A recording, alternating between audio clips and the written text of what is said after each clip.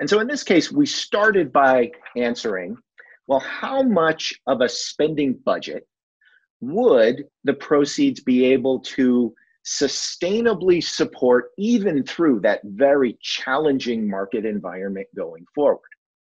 Now, each of these bars represents the amount that the seller could spend after the transaction. And you notice there's a bunch of bars and they're all different heights, because the answer, how much they can spend, it depends. It depends on which transaction structure they go with. And in this case, the darker green bars are the $30 million all cash transaction.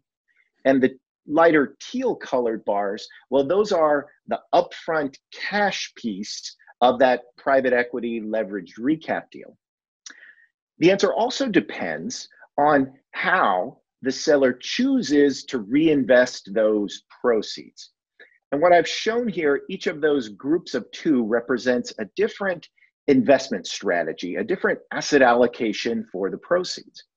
And starting on the left, the ultra conservative, I'm not lying with that description. That's actually, what if the seller put half the money into cash money markets and the other half into high quality bonds? Now, not that I necessarily recommend that for the long term, but I will say the seller at the start of our conversations was not particularly comfortable with the stock market.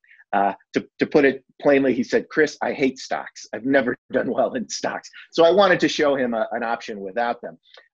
Of course, through the course of time, we were able to convince him that a more balanced approach could make some sense. Now, to show you the trade-offs here, I've listed just to the right the conservative. That's a 20 stock, 80% bond type of mix.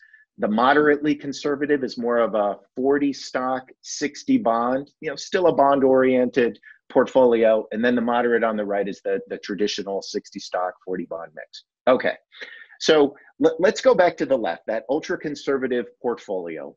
What if the seller took the private equity transaction, got his cash payment up front, paid his capital gains taxes, bought the ski condo in Vail, reinvested in this ultra conservative portfolio, and then lived off of the money from that point forward? They could spend about $355,000 per year after taxes and grown with inflation for the rest of their lives, and even through the worst of markets that we can envision, not spend through that portfolio.